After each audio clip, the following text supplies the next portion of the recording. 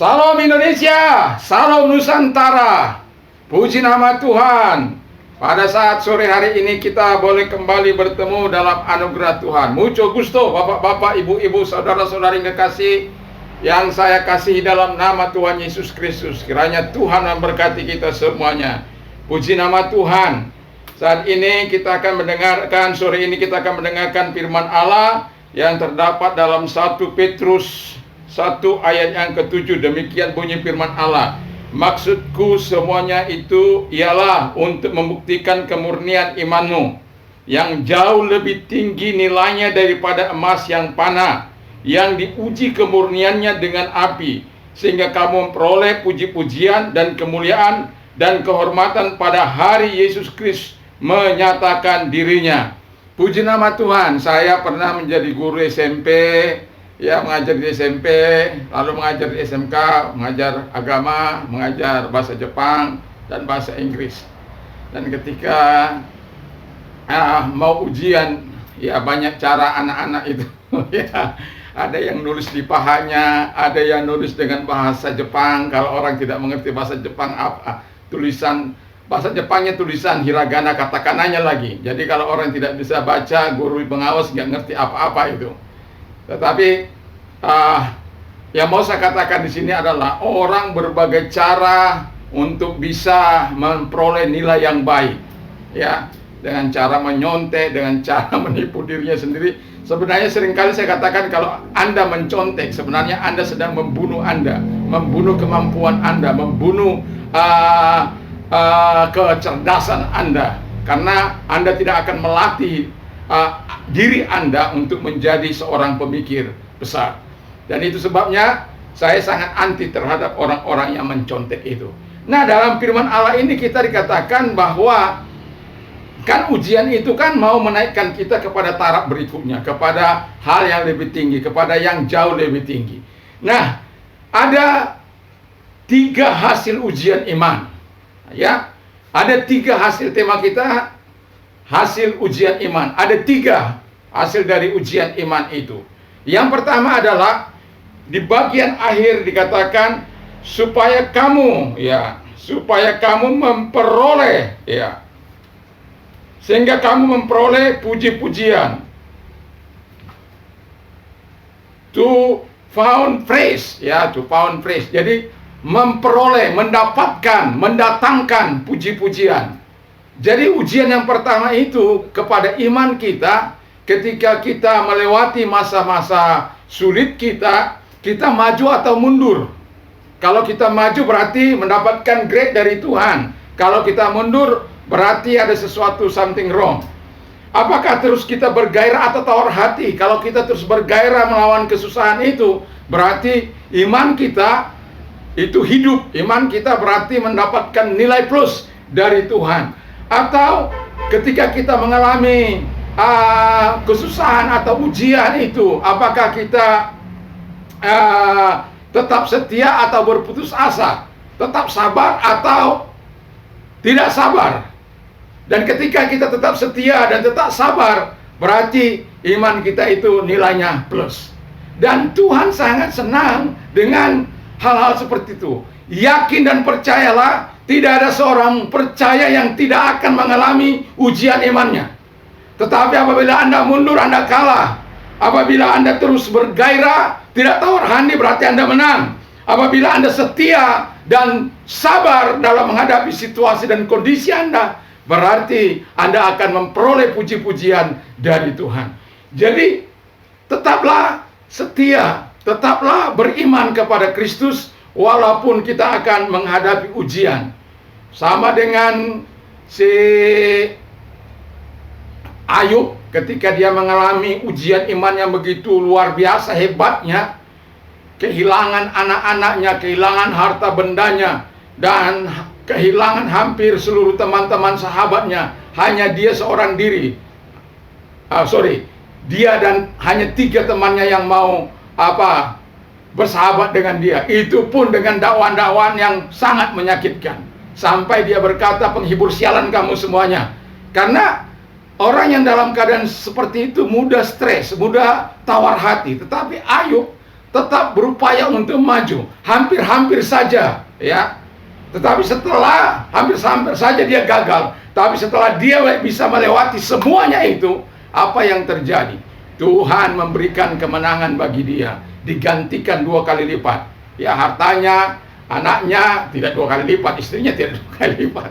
Ya, jadi disinilah dia memperoleh puji-pujian, memperoleh pujian dari Tuhan. Yang kedua, yang dikatakan hasil ujian iman yang kedua itu adalah masih bagian 7 itu, to found glory.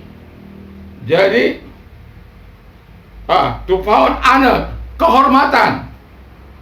Jadi kalau seorang jenderal memimpin perang, ya, lalu dia mengalami kemenangan, maka dia akan disambut dalam satu upacara militer dengan penuh kehormatan, ya.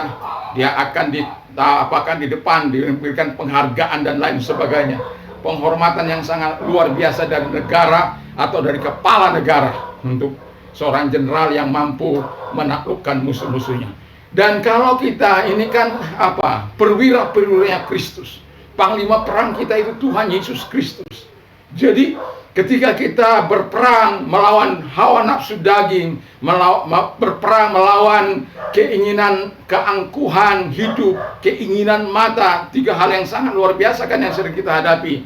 Keinginan daging, keinginan mata, keangkuhan hidup yang selalu bergejolak dalam hidup kita ini. Keinginan hawa nafsu itu sangat luar biasa menggoda kita. Kalau kita tidak memiliki Allah, kalau kita tidak percaya kepada Allah, kalau kita tidak bergantung sepenuhnya kepada Allah, pasti kita akan menjadi tawar hati, pasti kita akan mundur, pasti kita tidak akan setia, pasti kita akan melanggar segala bentuk-bentuk kehendak Allah itu, perintah-perintah Allah itu. Jadi kehormatan Allah itu telah disediakan bagi kita, bagi orang yang percaya kepada Dia. Jadi tetaplah stay in your faith, tetaplah tinggal dalam imanmu. Ketika imanmu diuji, hasilkanlah apa yang dikatakan pujian, apa yang dikatakan kehormatan. Hasil yang ketiga dikatakan adalah bagian akhir dari kalimat itu adalah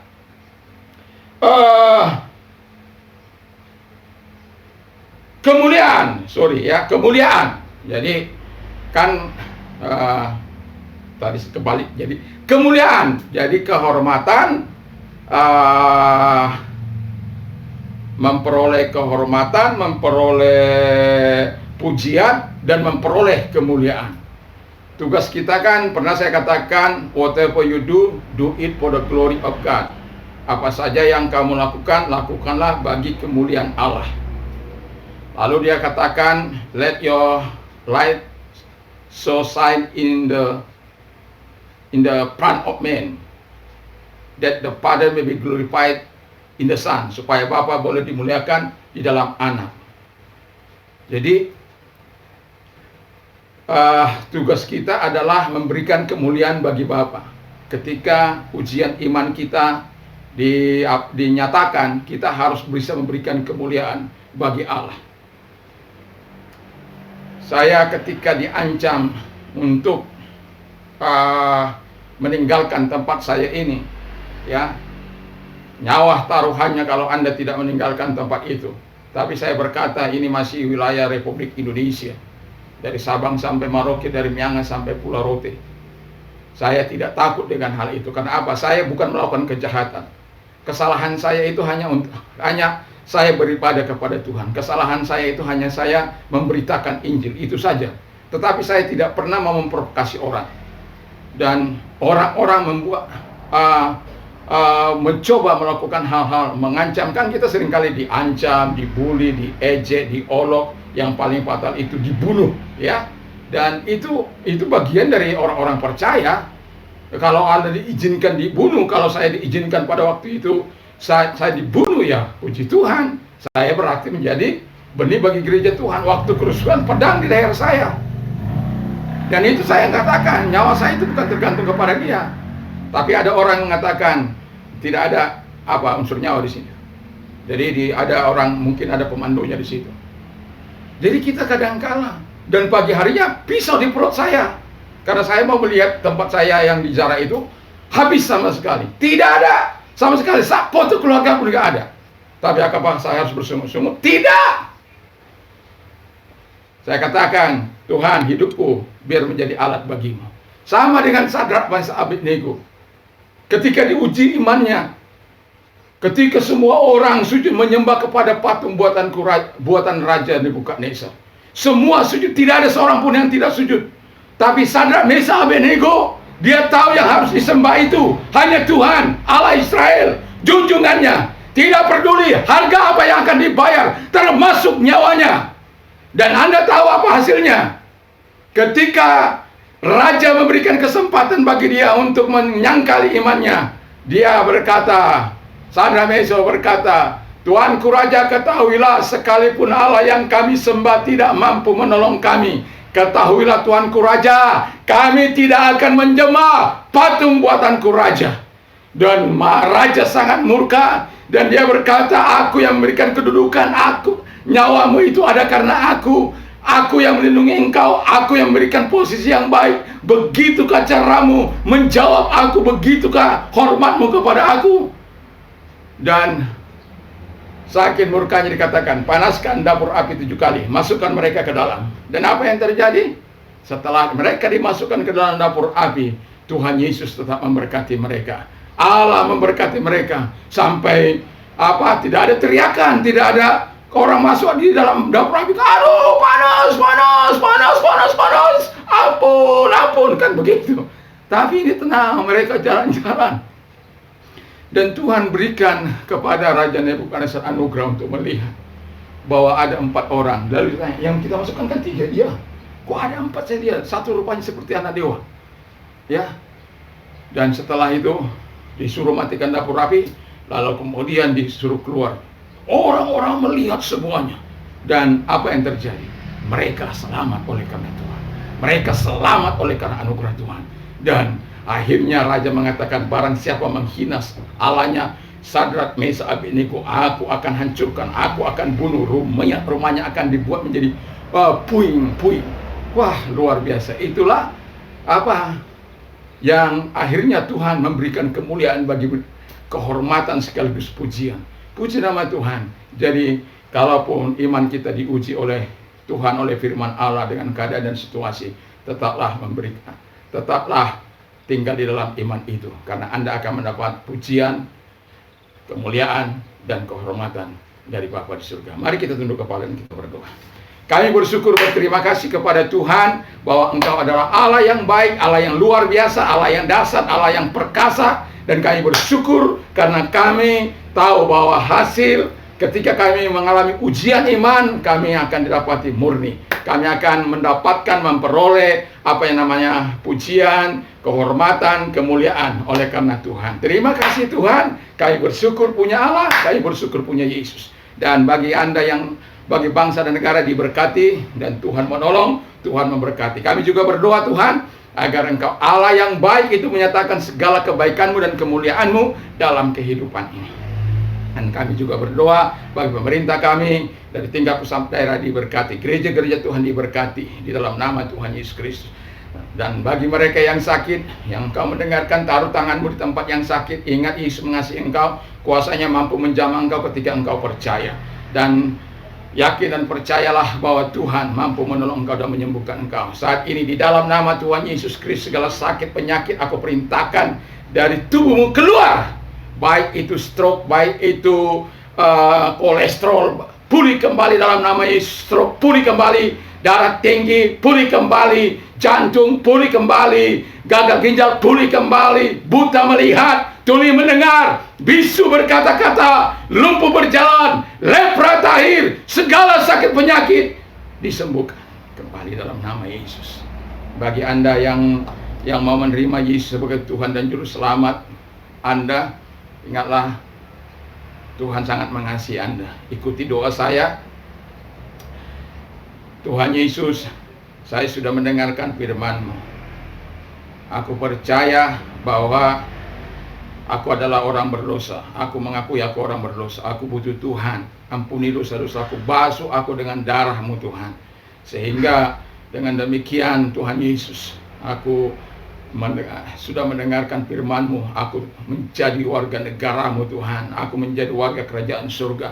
Aku menerima Engkau sebagai Tuhan dan Juru Selamat hidupku. Jadilah Tuhan, jadilah pembimbing hidupku. Mulai hari ini sampai selama-lamanya. Aku percaya di dalam Yesus aku memperoleh keselamatan. Di dalam Yesus aku memperoleh hidup yang kekal. Dalam nama Yesus aku memperoleh kepastian hidup yang kekal. Terima kasih, dalam nama Tuhan Yesus aku bersyukur dan berdoa. Dan bagi sidang jemaat Tuhan memberkati. Tuhan tolong semuanya diberkati oleh Bapa di surga. Dalam nama Yesus kami bersyukur dan berdoa. Haleluya. Amin. Tuhan Yesus memberkati. Damai sejahtera Allah yang melampaui segala akal akan melihat hati dan pikiranmu mulai saat ini sampai selama-lamanya di dalam Yesus Kristus. Dan berbahagialah orang yang mendengarkan firman Allah dan yang melakukan dalam hidupnya. Iman timbul dari pendengaran firman Kristus. Apa saja yang orang lain ingin lakukan kepadamu, lakukan jugalah demikian.